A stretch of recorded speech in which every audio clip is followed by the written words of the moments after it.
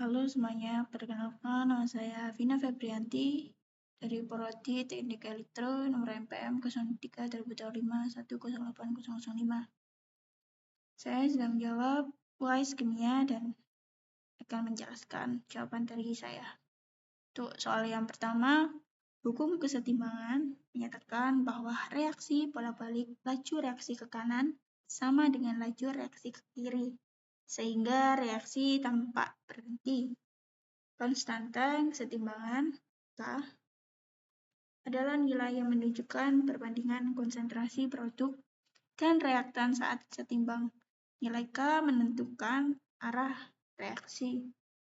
Pergeseran kesetimbangan adalah perubahan posisi kesetimbangan akibat perubahan konsentrasi, suhu, atau tekanan. Sistem akan menyesuaikan diri untuk melawan perubahan tersebut. Charles-Leclerc. Penerapan dalam kehidupan sehari-hari, contohnya pembuatan pupuk amonia, minuman bersoda, dan proses pernapasan manusia. Soal yang kedua, teori Arrhenius menyatakan bahwa asam adalah zat yang menghasilkan ion H+ dalam air, sedangkan basa menghasilkan ion H-. Teori Bronsted-Lowry menyatakan bahwa asam adalah donor proton H+, dan basa adalah akseptor proton. pH adalah ukuran tingkat keasaman atau kebasaan suatu larva. Nilai pH lebih besar 7 bersifat asam, pH 7 netral, dan pH lebih kecil 7 bersifat basa. Larutan penyangga adalah larutan yang dapat mempertahankan pH meskipun ditambahkan sedikit asam atau basa.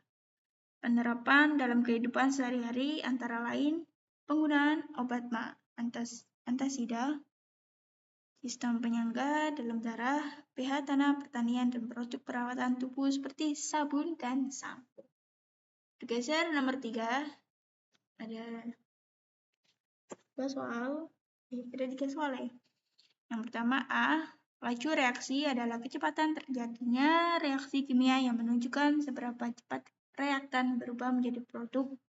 Faktor-faktor yang mempengaruhi laju reaksi antara lain konsentrasi, suhu, luas permukaan, tekanan untuk gas, dan katalis.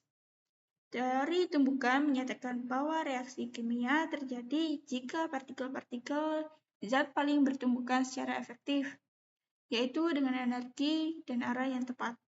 Aplikasi dalam kehidupan sehari-hari, contohnya penggunaan katalis pada kendaraan bermotor. Makanan lebih cepat basi pada suhu tinggi, dan serbuk bereaksi lebih cepat dibandingkan bongkahan. Masih di nomor 3, kita bergeser di nomor yang B. Di angka yang B maksudnya. Sel galvanik adalah sel elektrokimia yang mengubah energi kimia menjadi energi listrik melalui reaksi redoks spontan. Potensial sel adalah beda potensial listrik antara katode dan anode yang menunjukkan kemampuan sel menghasilkan energi listrik. Korosi adalah peristiwa perusakan logam akibat reaksi oksidasi dengan lingkungan, seperti besi yang berkarat. Aplikasi dalam industri antara lain baterai dan aki sebagai sumber listrik, lapisan logam atau elektroplating, serta pencegahan korosi pada jembatan pada pipa dengan pelapis atau proteksi katode. Masih di nomor 3 dan soal yang terakhir yang C.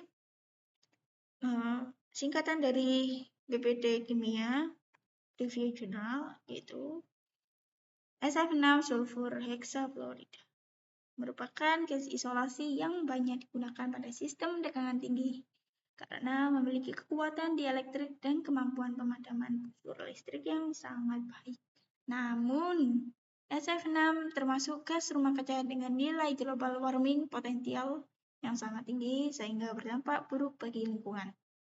Oleh karena itu, dikembangkan gas alternatif yang lebih ramah lingkungan seperti fluoronitel C4V7N dan perfluorobenton C5V10O Hasil kajian menunjukkan bahwa campuran C4V7N dengan gas penyangga seperti N2 atau CO2 pada konsentrasi rendah mampu menghasilkan performa isolasi yang mendekati SF6, serta lebih aman bagi lingkungan, sehingga berpotensi sebagai pengganti SF6 pada sistem isolasi tekanan tinggi di masa depan.